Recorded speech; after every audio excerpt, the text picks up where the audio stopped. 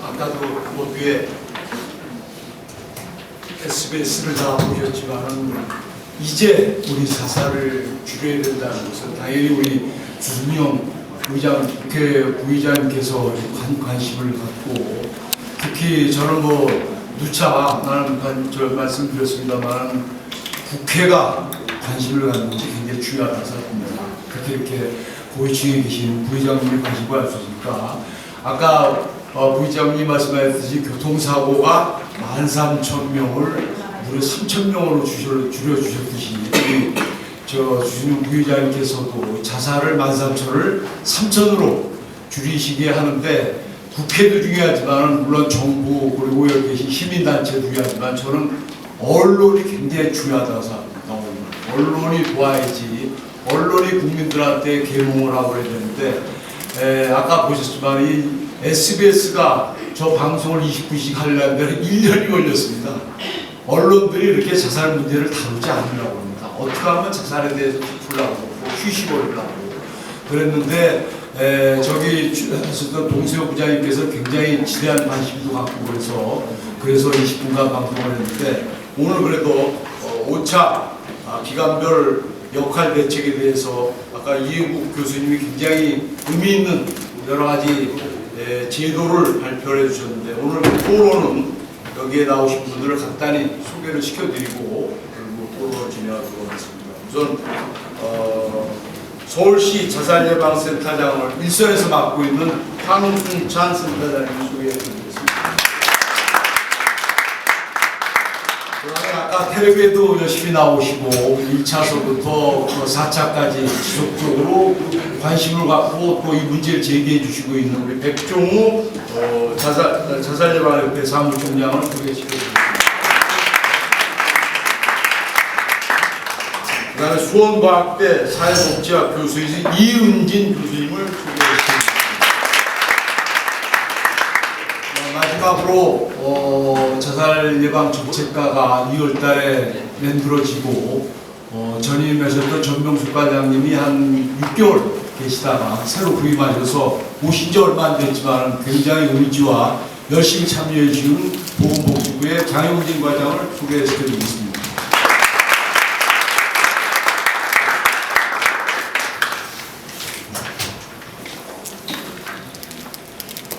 그래서 오늘 이혜국 교수님이 발표하신 내용들에 굉장히 의미 있는 내용들이 여태껏 나오지 않았던 이야기들이 많이 나왔습니다. 과연 지금 우리 자살 예방을 추진하고 있는 거버넌스가 어떻게 되어 있는지, 실제적으로 예전에는 이 자살에 대해서의 지난 정부에서 별로 관심도 없고, 거기 계신 분들이 살 사람도 어려워 죽겠는데 무슨 죽을 사람까지 대책을 마련하고 예산을 투입하냐.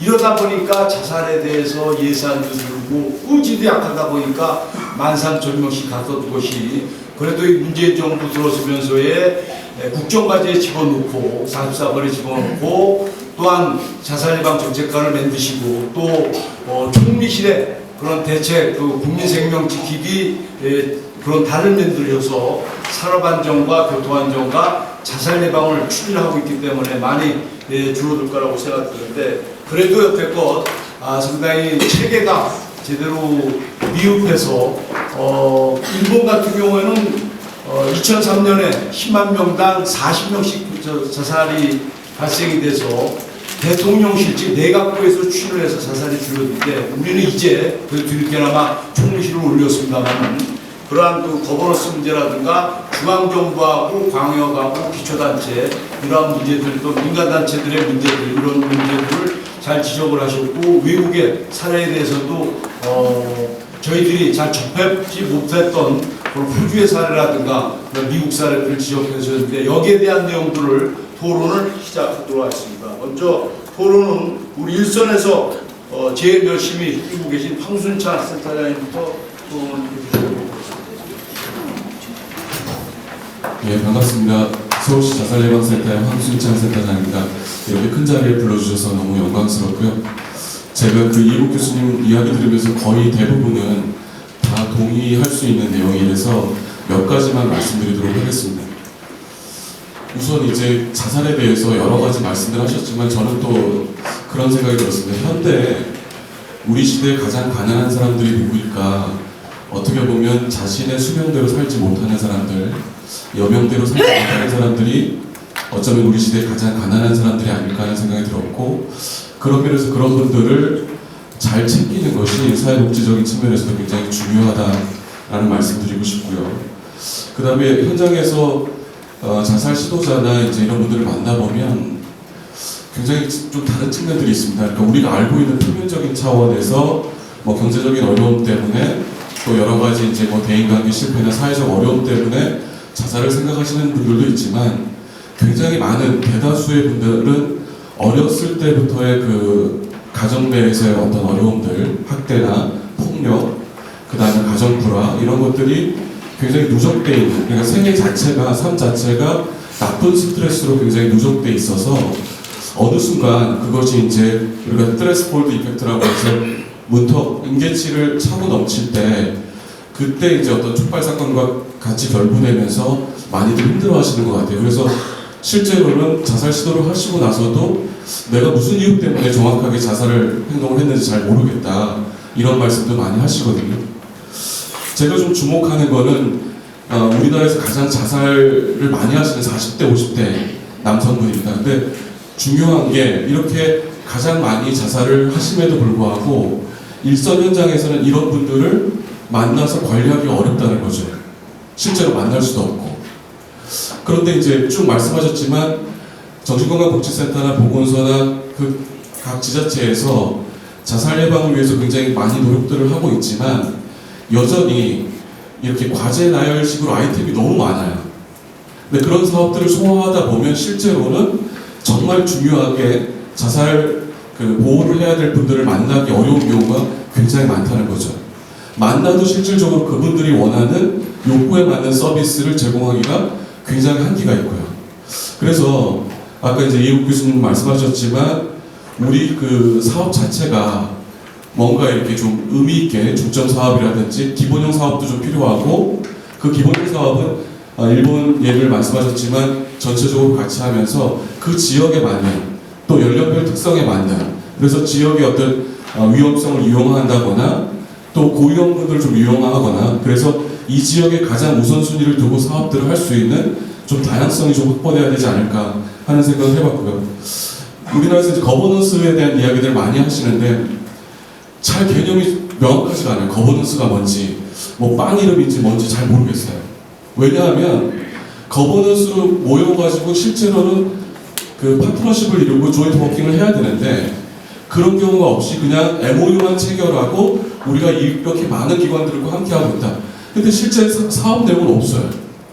그래서 실질적인 거버넌스가 되기 위해서는 정말 사업 면에서 주고받을 것이 있는 그런 관계들을 만들고 구체적으로 그렇게 의미 있는 협치를 할 수 있는 과정들을 좀 만들어 나가는 것들이 필요하지 않을까 하는 생각이 들었고요. 그 다음에 이제 마지막으로 좀 드리고 싶은 말씀은, 아까 이제 40대, 50대 관련해서 제가 작년에 자살 시도하신 분들을 연구를 했습니다. 그랬더니 실제로 이분들 핵심은, 특히 남성 자살 시도자들 핵심은 일자리가 없게 되면 설 자리가 없게 되고, 설 자리가 없게 되면 살 자리가 없게 돼요. 그래서 제가 라임을 하나 만들었어요. 일자리가 없으면 설 자리가 없고, 설 자리가 없으면 살 자리가 없고, 그렇게 되면 몇 자리밖에 없다.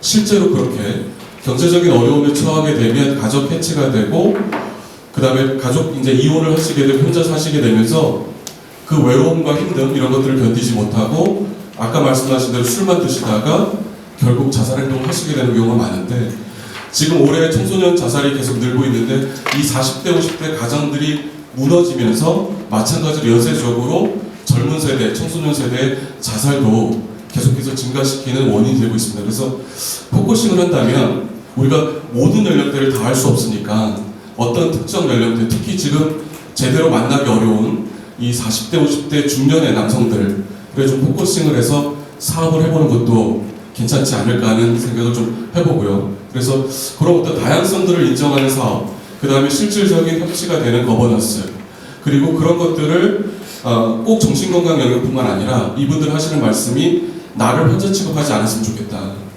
나를 정신건강 문제가 있는 사람 취급하지 않았으면 좋겠다. 조금 사회 인문학적인 접근, 그런 어떤 인간적인 어떤 돌봄이나 사회적 관계가 만들어질 수 있는 상담, 이런 것들도 조금 같이 포괄적으로 진행되어야 되지 않을까 생각해 보았습니다. 감사합니다.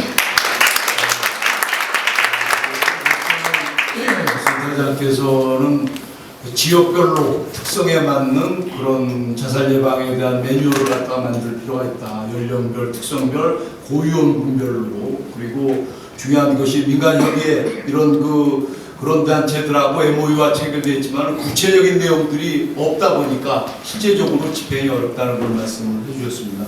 그래서 참고로 이 세미나를 12시 10분쯤에 끝내야 되기 때문에 한 7분간씩만 이야기를 해주시고 마지막에 정해지고 플로어에도 관심들이 많으시니까 한 5분 정도 질의응답을 갖도록 하겠습니다. 다음에는 우리 협회장, 자살예방센터장 백종훈 총장님께서 또 네, 감사합니다. 오늘 선생님 너무 발표 잘 해주셨고 핵심적인 부분을 잘 짚어주셨습니다.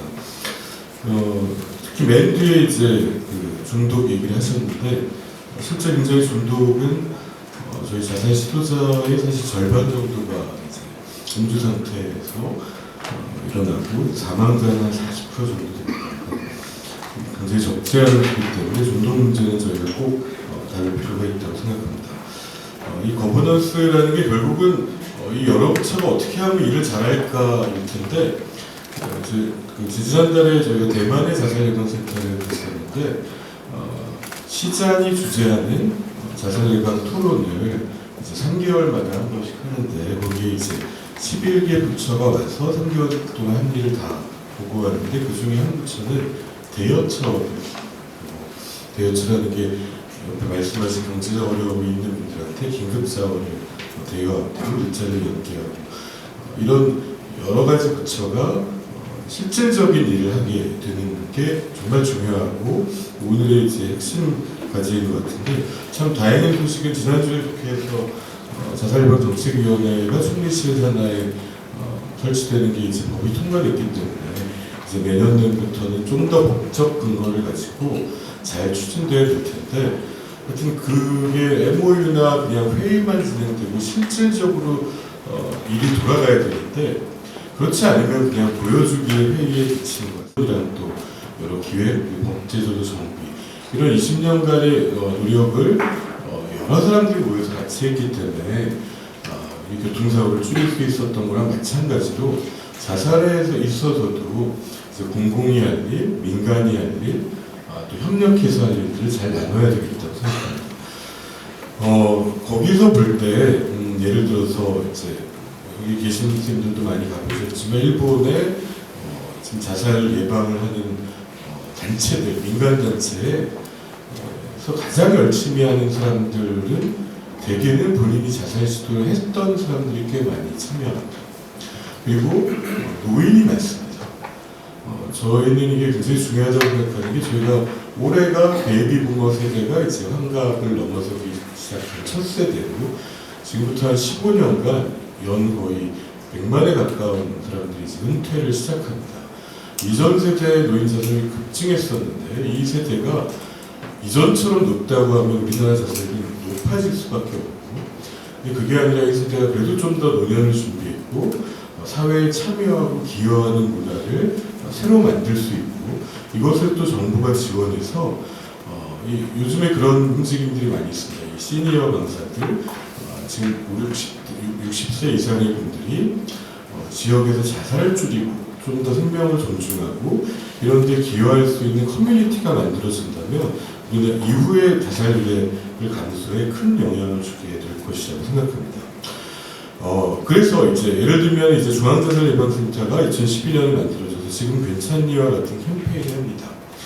근데 이거는 초반에는 이제 직접 하는 게 맞았다고 생각합니다. 얼마 전에 이제 새바지 같은 프로그램에서 본인이 자살 시도했었던 고등학교 졸업한 학생이 나와서 너무나 감동적으로 연설하시는 많은 분들이 보셨을 것입니다. 되게 이것은 실제 겪은 사람들, 시도자들, 유가족들이 편견을 이겨내고 여러 사람의 도움을 받아서 남들 앞에서 이 목소리를 낼 수 있을 때 국민의 마음이 움직이고 사회가 변할 거라고 생각합니다. 이런 분들이 나설 수 있고 오히려 자신들이 서비스만 받는 사람이 아니라 남을 도울 수 있게 하는 것들. 그게 이제 지금 이번 법에서도 또 자주 모임을 지원할 수 있는 근거가 생겼는데, 그래서 결국 우리 사회에서 이 민간이 한편은 지금 퇴직하는 분들, 본인이 고통을 겪은 분들, 유가족 분들이 이 자살 예방에 가장 앞장서서 동참할 수 있어야 될 것이다. 그래서 여기 많은 모범운전사회나 또 이런 여러 NGO 조직들이 교통사고를 전에 줄였다면 이제 자살을 줄이는 데 기여할 수 있는 기반이 만들어져야 되겠다는 거. 그 다음에 이런 것들이 이제 우선순위와 이제 어떤 것들이 효과적인 정책인지를 얘기하려면 이것만 연구하는 사람들, 이것만 24시간 생각하는 사람들이 필요합니다. 근데 이제 우리는 정신건강증진센터, 자살예방센터의 운영 지침이 결국은 8시간을 근무하는 센터장과 그다음에 정신건강 전문위원으로 주로 뽑게 돼 있다 보니까 이걸 연구할 사람, 그리고 국가의 자살예방 정책을 디자인할 사람, 통계를 시군구까지 조사해가지고 이 시에서는 어떻게 자살예방 정책을 하려고 알려줄 사람을 국가 또는 민간 조직의 네트워크가 제대로 갖고 있지 못합니다. 그래서 이런 기능을 할 사람들을 빨리 키우고, 그래서 과학적인 전략에 기반해서 부처 간의 협력, 민간 협력이 같이 이루어졌으면 하는 기대를 가지고 있습니다. 감사합니다. 상당히 중요하신 말씀을, 대만에서는 11개 부처가 같이 합동을 한다는 굉장히 의미가 있다고 생각했는데요. 아까 뉴스토리에도 나왔습니다만 자살은 이해 당사자들이 부처가 많다고 생각합니다. 학생은 교육부고, 군인은 국방부고, 직장인은 고용노동부고, 연예인은 문화체육관광부고, 농민은 농민축산부고, 이런 공무원은 고용노동부고, 이런 온 부처가 합동을 해서 해야 된다는 말씀이었고, 그리고 중요한 것이 이 모든 기관이 합동을 해야 되는데, 아까 우리 주승용 부의장께서 말씀하셨던 보통은 지금 물론 정준수 위원께서 총리가 이끄는 자살예방 정책위원회를 만들다고서 발의를 해서 통과됐습니다만은 그게 상설기구가 아닌 게 문제입니다. 근데 교통은 2000년도 월드컵 앞두고서 99년에 총리실 안에 안전관리 개선 기획단을 만들어서 다 부처, 행자부, 국토부, 경찰청, 도로공사, 모든 단체들, 보험업계까지 해서의 상설기구가 만들어져서 협의를 해서 이렇게 추진해서 교통사고를 줄였듯이 이런 것도 비상설이 아닌 상설로 만들어져서 온 부처가 합동으로, 그리고 또 중요하신 것이 시도자들의 참여가 굉장히 중요합니다. 이분들이. 근데 여태껏 시도자들이 참여할 수 있는 기회도 별로 없었고 그들이 나와서 활동할 수 있는 기회가 없었기 때문에 그들하고 같이, 민간하고 정부하고 같이 유기적인 그런 거버넌스 체계를 마련해야 된다는 말씀이었습니다. 세 번째로는 우리 수원과학대 이은진 교수님께서 토론해 주시겠습니다. 네, 소개받은 수원과학대학교 생물치과에서 근무하는 이은진이라고 합니다. 제가 현재는 대학에서 근무하지만 20년 정도 정신건강복지센터 그리고 교육부 산하의 연구소에서 소수령 자살과 관련된 정책을 제안하는 경험들을 했었기 때문에 그런 경험들을 좀 이번 토론회 때 좀 제시해 주시기를 기대하셔서 좀 초대해 주신 것 같습니다. 다시 한번 감사드리고요. 일단 이해국 교수님의 발표를 들으면서 전적으로 말씀해 주신 어떤 안에 대해서 동의하고 거기에 조금 더 제 의견을 좀 보태자면, 저희 나라가 이제 몇 가지 외국의 사례를 좀 얘기해 주셨는데 우리나라도 다른 나라처럼 자살예방 거버넌스나 추진 대책이 마련이 되어 있는 것 같고, 특히 이제 제시해 주신 일본처럼 저희 나라도 의료 모델을 중심으로 사회적 모델로 전환되는 그런 과도기가 아닌가라는 생각이 듭니다. 지금 현재 제시되고 있는 대책이 현재 이제 문제라고 생각을 하는 건 선언적인 어떤 대책이 선언적으로 제시만 되었지 실제로 이런 대책들이 인생 현장에서 가동되는 부분에 있어서는 과연 제대로 돌아가고 있는가, 예시 있게 진행이 되고 있는가에 대해서는 의문점이 좀 들고 있습니다. 정부나 또는 이 자리에 오신 정책 입안자분들께서 이런 자살예방과 관련된 관심을 가지고 있고, 또 이제 국가 행동 계획을 마련하고 또 중앙 차원에서의 그런 노력들이 이루어지고 있지만 이것이 실제 지자체 단위의 어떤 지역에서는 아직까지 그 영향을 많이 못 미치고 있는 것 같습니다.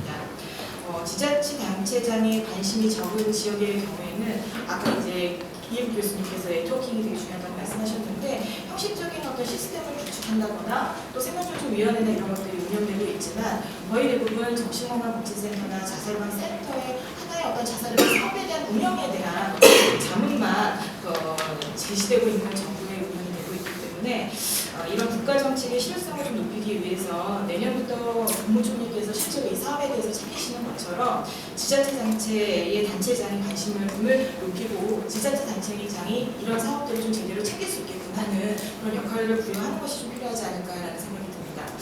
두 번째는 이제 거버넌스와 관련된 건데요. 이 자살 예방과 관련해서는 보건복지부뿐만 아니라 다양한 교육부 그리고 여러 부처들의 참여가 필요한데 보건복지부의 경우에 이런 자살 예방과가 설치되었지만 다른 어떤 정부 부처의 경우에는 예를 들어 교육부만 하더라도 건강정책과 산하의 안에 이제 보건을 담당하는 팀의 일부 어떤 사업으로 해서 한두 명 정도가 이런 자살 예방 사업을 챙기고 있는 정도의 규모로 진행되고 있다 보니까 아무래도 관련된 어떤 정책 마련에 있어서 한계가 좀 있다고 생각을 합니다. 이 보건복지부의 이런 어떤 자살 예방과 그다음에 정신건강과가 이제 분리가 돼서 잘 이제 진행이 되고 있지만 실제로 지방 정부나 또는 사업 수행 기관에서는 이런 정신건강과 자살 예방이 이렇게 분리가 되지 않기 때문에 현재 일선에서는 이런 자살 예방을 하나의 어떤 정신건강에 국한해서 인식하는 경향이 큰 것 같고요. 또 하나는 이런 타 부처와의 협력이 광역 단위나 또는 어떤 지자체 단위로 이루어지기보다는 지자체 단체 안에 이런 어떤 보건소가 중심이 돼서 이런 민관 협력 거버넌스를 마련을 하다 보니 이거에 대한 어떤 한계나 어려운 점들도 많이 존재한다고 생각을 합니다. 그래서 이거와 관련해서는 아까 김이해부 교수님이 제시를 하신 것처럼 구청 산하에 이런 자살 예방과를 설치를 한다거나 이게 현실적으로 좀 어려움이 있다면 보건소가 이런 자살 예방과 관련해서는 지자체에서 리더십을 좀 가질 수 있게끔 하는 그런 지원들이 좀 필요하지 않을까라는 생각이 듭니다. 세 번째로 호주의 사례를 아까 이제 발표에서는 좀 설명을 하셨는데요. 결국 호주는 보건과 복지 간의 어떤 촘촘한 네트워킹을 형성을 해서 궁극적으로는 자살 위기자분들의 사례 관리를 제대로 하고 있는 그런 어떤 사업들을 잘 하고 있는 것이라고 생각하는데 그러기 위해서는 저는 현재 자살 위기자를 가장 일선에서 만나고 있는 기관이 오늘도 이제 말씀하셨던 이런 자살 예방 센터나 정신건강 센터라고 생각을 합니다. 그래서 이런 기관이 그 지역 내에 이런 자살 예방과 관련된 리더십을 확보하기 위해서는 이런 역량 있는 정신건강과 관련된 전문의 선생님들이 센터장으로 참여하고 또는 정신건강 관련된 그런 전문 요원들이 좀 역량 있는 분들이 좀 잘 참여를 해서 이분들이 좀 안정적으로 운영할 수 있는 그런 구조들을 좀 만들어야 되는데 현재 자살예방 센터나 정신건강복지센터는 전문기관이 위탁하는 형태가 있고 아니면 보건소가 직접 직영하는 형태로 운영이 되고 있는데요. 민간 기관을 위탁해서 운영되는 정신건강센터의 경우에는 그래도 이제 전문성을 갖고 있는 전문가들이 참여하기 때문에 사업의 내실화를 이룰 수 있지만 여전히 이런 고용 한계, 교육 안정의 그런 문제들이 좀 있기 때문에 이런 부분들을 어떻게 좀 풀어나가는 것이 중요할까라는 고민들이 좀 필요하지 않을까라는 생각이 듭니다. 어쨌든 역량 있는 상급 또는 비상급 센터장들의 어떤 참여와 더불어서 이런 전문요원들의 고용 안정 부분에 있어서 고민들이 좀 필요할 것 같고요. 두 번째는 지금 보건소가 직접 운영하는 직영하는 정신건강복지센터나 자살예방센터의 경우에는 확실히 이런 어떤 서비스의 질의 문제들이 발생하고 있는 것 같습니다. 서울의 경우에는 50% 이상의 보건소가 직접 이 자살예방 사업을 수행을 하고 있는데요. 위탁으로 운영되었을 때보다 확실히 직영으로 보건소가 운영이 되다 보니까 이런 자살예방 사업이 위축되거나 퇴보하는 경향이 있는 것 같습니다. 그래서 이거와 관련돼서 두 가지 좀 제안을 한다면 첫 번째, 직영으로 운영되는 센터의 경우에는 거의 대부분 보건소장님들이 공식적으로는 센터장으로 되어 있지만 그 보건소 산하의 담당 부서 팀장이나 또는 주무관이 실제적인 센터장의 역할을 하다 보니 결국은 그런 어떤 사업의 어떤 질을 담보할 수 없는 그런 문제들이 있는 것 같습니다. 그래서 오히려 이렇게 직영으로 운영되는 정신건강복지센터 또는 자살예방 센터는 어떤 임상자문이나 또는 임상센터장을 실질적으로 두도록 해서 임상적인 자문과 함께 이런 직원들을 관리할 수 있는 어떤 행정적인 그런 부분까지의 어떤 권한들을 좀 제시하는 것도 하나의 방법인 것 같고요. 두 번째는 아까 이제 이해부 교수님도 하나의 어떤 모델을 제시해 주셨던 것 같은데 문재인 정부에서는 사회 서비스원을 도입을 지금 고민하고 계시는 것 같습니다. 그래서 이 부분에 있어서 자살예방 사업이나 자살예방 센터도 좀 흡수하면 어떨까라는 그런 어떤 제안도 좀 해보고 싶은데 한편으로는 걱정이 되는 건 행정적인 부분에 있어서는 전문성이 있는 기관이지만 마찬가지로 인사적인 부분에 있어서 또 한계가 있을 수 있기 때문에 이 부분도 저희가 그런 고민, 그런 어떤 한계를 또 개선해 나가면서 추진하는 것도 좀 필요하지 않을까라는 생각이 듭니다. 마지막으로 국가의 이런 자살 예방과 관련된 그런 정책적 의지는 예산의 반영으로 이어져야 된다고 생각을 합니다. 그래서 좋은 선례로 광주광역시가 2004년부터 정신병원 예산으로 한 100억 정도 예산을 이제 투자를 했고, 그걸로 인해서 광주광역시가 다른 어떤 시도 단위보다 어떤 자살률을 감소한다거나 또 이런 말씀을 들으면서 기획과 그 연구와 집행에서 민과 관의 역할이 제대로 분담이 되고 이런 부분들은 제가 사실은 복지부 관료가 되면서부터 아주 아이디어라는 꿈꿔왔던, 하지만 되게 하기 힘든 네, 그런 부분들이었어요. 사실 제가 이렇게 됐으면 좋겠다는 말씀을 오늘 거의 다 해주셨어요. 거버넌스에 있어서는 이렇게 했으면 좋겠다는 말씀을 해주셨는데,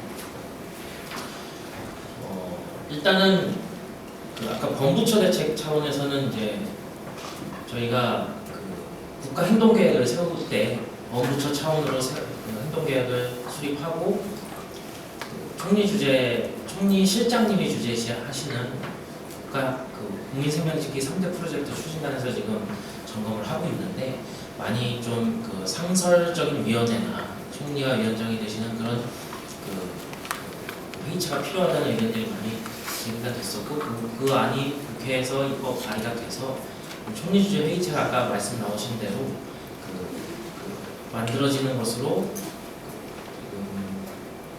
법안이 통과가 됐습니다.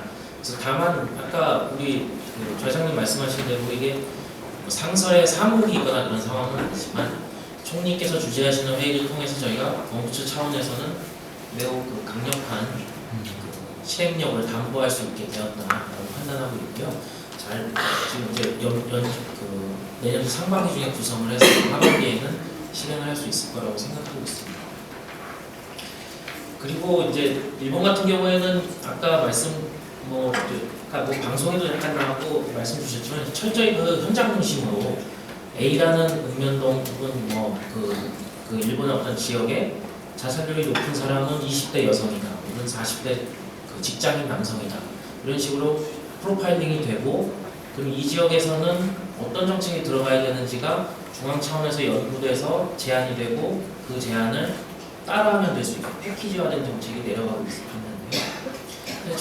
우리나라 같은 경우는 그런 부분이 굉장히 부족했었는데, 이제 다행히 국가행동계획이 만들어지면서 저희가 지난 5년간 자살 사망자 7만 명을 전수를 조사해서 지역별로 프로파일링하는 작업을 하고 있습니다. 지금은 기본적인 자료들, 그러니까 어디에서 누가 왜 사망을 했는지에 대해서 통계청 자료보다는 훨씬 더 한 발짝 더 나가는 자료들을 생산을 해서 지금 서울, 강원, 충남도 이렇게 조사가, 제주 이렇게 조사가 완료가 됐고, 서울에 9개 시군구에 일단 만들어진 보고서를 드렸는데, 워낙에 그동안에는 볼 수 있는 자료라는 게 통계청 자료 아니면 지역별로 자체적으로 할 수 있는 것밖에 없었는데, 이런 자료가 나오니까 굉장히 도움이 많이 되신다 하는데, 아직 저희가 보기에는 이건 아주 기초적인 자료에 불과하고, 이 자료를 좀 더 발전시키기 위해서 건강보험 빅데이터하고 연결해서 어떤 시도하시는 분들이 시도하시기 전에 어떠한 의료 행태를 보이는, 가령 예를 들어서 어떤 질환으로 어떤 병원에 가시고 어떤 약을 드시게 되시는지 등을 좀 분석을 해서 좀 더 구체적으로 활용할 수 있게, 예를 들어서 지금 우리 의사협회 이동욱 교수님이 잠깐 오셨다 하셨나요? 이렇게 좀 동네원 같은 데서 이런 행태를 보이는 분을 고위험군으로 이렇게 판단하고 이분들의 위험도를 스크리닝을 해서 치료나 상담 연계할 수 있는 그런 모델도 만들 수 있는 이런 근거 자료를 지금 생산하고 있습니다. 그래서 저희가 그런 연구를 같이 하고 있어서 지역별로 좀 더 정책, 과학적인 근거에 기반해서 정책을 하실 수 있도록 지원하고 있다는 말씀드리고요. 아까 이렇게 MOU만 체결하고 이렇게 좀 실효성이 없는 그런 부분들이 많다 하시는데, 저희가 지금 41개 이제 정부 부처를 포함해서 41개 기관이 모여서 안실련도 들어갔죠. 민간 협의체를 구성해서 지금 추진하고 있는데요. 사실 올해 이제 5월에 만들어져서 좀 이게 처음 초기에 몇 개월간은 필요성과 서로의 의지를 확인하는 그런 부분이었고 사실 당위적인 얘기들이 많이 나왔었어요. 근데 내년에도 그래서는 안 된다고 생각합니다. 내년에는 좀 더 저희가 지금 그래서 분과별로 한 4개 분과로 나눠서 좀 실질적으로 실천할 수 있는 방법들이 뭔지를 구체적으로 들여다보고 있습니다. 그래서 가령 올해 가령 그동안 언론계하고 같이 했던 자살보도 공고 기준을 기자협회가 참여해서 만드시고 기자협회가 적극적으로 홍보해 주시고 이런 노력들이 기자 여러분들의 지금 현재 그 자살의 보도에 대한 그 인식이 굉장히 좋아지셨습니다. 그런 그 실질적인 효과가 나타날 수 있게 영역별로 좀 실천 가능한 대안들을 찾고 있습니다. 찾아서 내년에는 한 발이라도 실효성 있는 발자국이 앞으로 나갈 수 있게 하는 방안들을 저희가 찾아보도록 노력하겠습니다. 예, 정부는 이어서 마치겠습니다. 이 정부하고 특히 민간 협력 관계가 굉장히 중요하다고 말씀하셔서 지금 민간협의회가 처음에 태동은 굉장히 총리 참석하에 잘 됐다가 그래도 얼마 전에 실무자들의 세미나를 아주 하루 종일 세게 잘 하셔서 좀 더 실천적인 방안들을 갖다가 만드시겠다는 고무적인 말씀을 해주셨고요. 그리고 특히 지금 참고로 그 언론들 말씀을 해주셨는데 맹성규 의원님께서 굉장히 언론들이 아까도 보도에도 나왔지만 방법, 장소, 도구 이런 것들을 보도를 안 해야 되는데 그런 것들을 보도하더라도 처벌 조항 같은 게 없기 때문에 언론이 무작위로 보도를 한다고 생각이 들어서 그런 보도 주축에 대한 처벌 조항, 강제 조항 이런 것들도 입법화를 하시고 또 민간협의회에서도 언론들 담당하시는 분들이 그런 규칙을 더 만드신다는 그러한 공적인 말씀이 있었습니다. 그러면 이해국 발표자님의 총괄 내용 정리하기 전에 아무래도 이 플로어에서도 굉장히 관심들 많고 또 여기 계신 또 이해국 교수님한테 질문하실 거 있으시면은 한 2분 정도 질문을 받고 이해국 교수님께서 정리를 해주시도록 하겠습니다.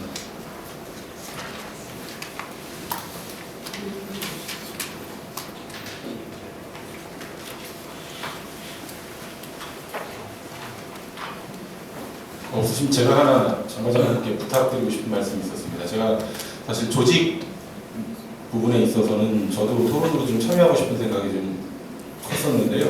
사실 지금 연구, 아까 중앙자살예방센터 얘기가 좀 나왔습니다만 연구 기능 또 조사 기능 굉장히 부족하다. 또 지역과의 유기적인 협력 관계도 좀 부족하기 때문에 전 장기적으로는 이 자살예방센터가 아니라 자살예방을 진행하기 위한 진흥원 형태의 공공조직이나 연구원 형태 아까 우리 이해국 교수님께서 말씀하셨지만 보다 조직이 좀 확대됐으면 좋겠다는 생각을 하고 있습니다. 여기에 대해서 과장님의 의견을 좀 여쭙고 싶습니다.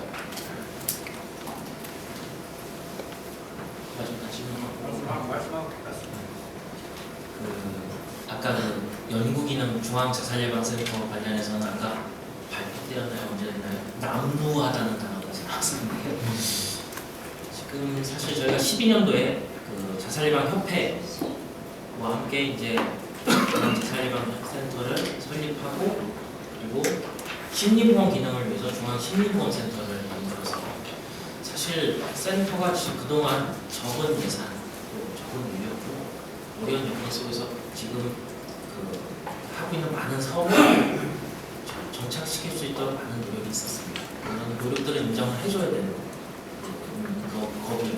근데 이제 앞으로 어떻게 할 것인지, 앞으로 어떻게 해나가야 될 것인지, 이제 국가행동계획도 나왔고, 정부처 차원에서 가고, 총리주재위원장이 생겼고 하는 상황이라, 그리고 이제 장기적으로 본다면 그 자살 예방을 하는 이 기구가 연구, 집행, 그리고 심리보험 같은 유가족 지원 이 기능들이 사실은 유기적으로 돌아가야 되기 때문에 어떻게 보면 좀 그런 아까 말씀하셨던 그런 조직적인 차원에서 이제 발전에 대한 방안들이 좀 연구가 돼야 될 텐데 아직은 저희가 지금 거기까지 지금 이렇게 대중 앞에서 말씀드릴 만큼 이렇게 저희 정부안이 확정돼 있지는 않고요.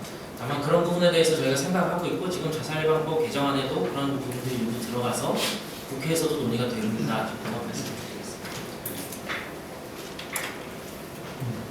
네. 안실련 사무총. 네. 안실련 사무총장을 하고 있는 이정수입니다. 발표 잘 들었고요.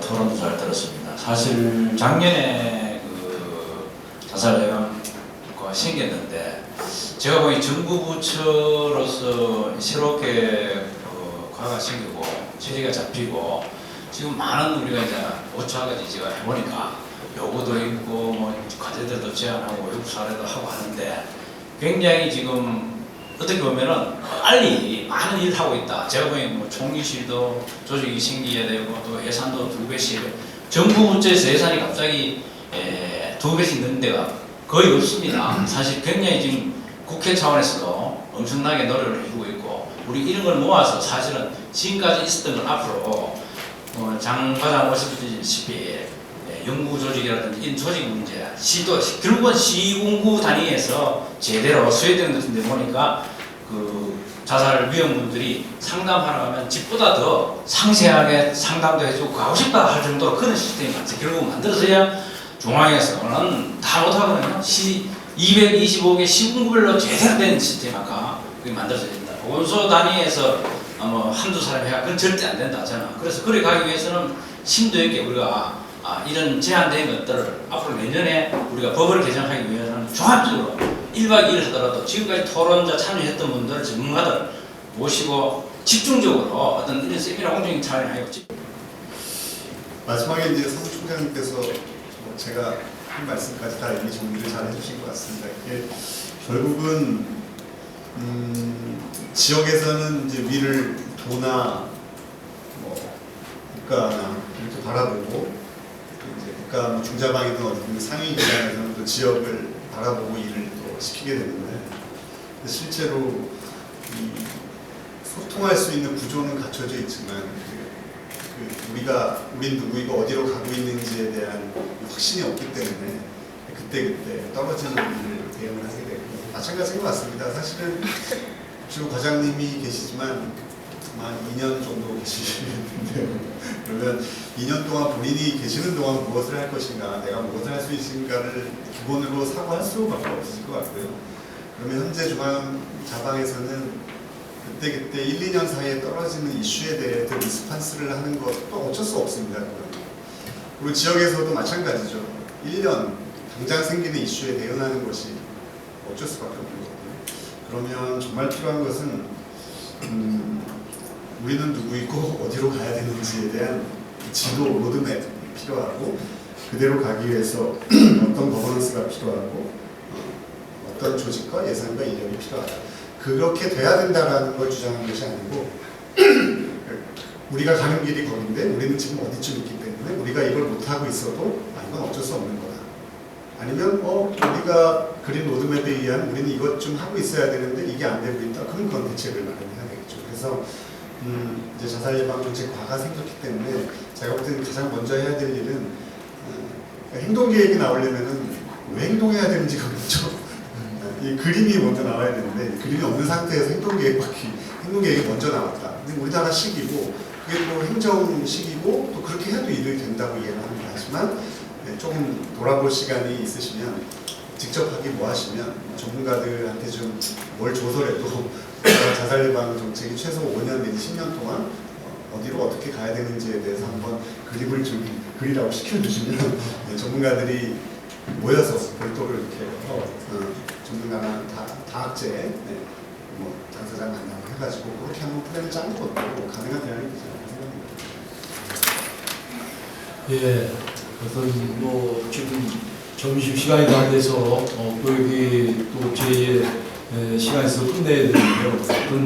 저희는 그렇게 생각을 합니다. 이 자살 문제가 이 사회의 가장 큰 재앙이면서도 그렇게 관심이 없었지만 그래도 정부에서 과도 만들어주고 특히 총리님이 직접 관심을 갖고 그리고 추진하고 있는데 무엇보다도 국회에서 이렇게 관심을 갖고 이렇게 릴레이 세미나를 해서 특히 여기 지금 계시는 우리 주승용 의원실의 하승재 실장님께서 관심을 가지고 계셔서 법안들이 많이 발의됐다고 생각합니다. 아까도 주승용 의원이 대한민국의 자살 없는 사회구현 이런 법을 만들어서 조직을 개편한다는 내용 말씀 법안하고, 그 다음에 김승희 의원이 사회복지사업법에 자살 예방, 생명 존중에 관한 법도 집어넣어 주시고, 맹성규 의원이 고위험군 이런 유해 정보, 지금 젊은 그 인터넷에 상당히 유해 정보가 많은데 그런 것도 제재를 하고 언론을 좀 제재할 수 있는 법안들, 이런 것들이 돼서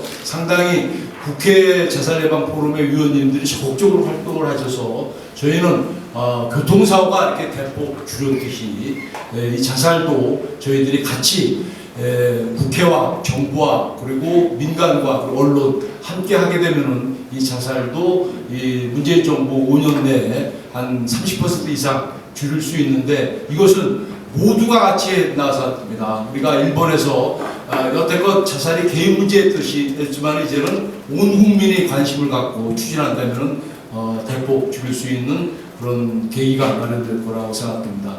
상당히 점심시간 다 됐는데 늦은 시간까지 다들 움직이자 하는 식으로 참석해 주신 여러분들께 감사를 드리고 이것으로 5차 세미나를 마치도록 하겠습니다. 고맙습니다.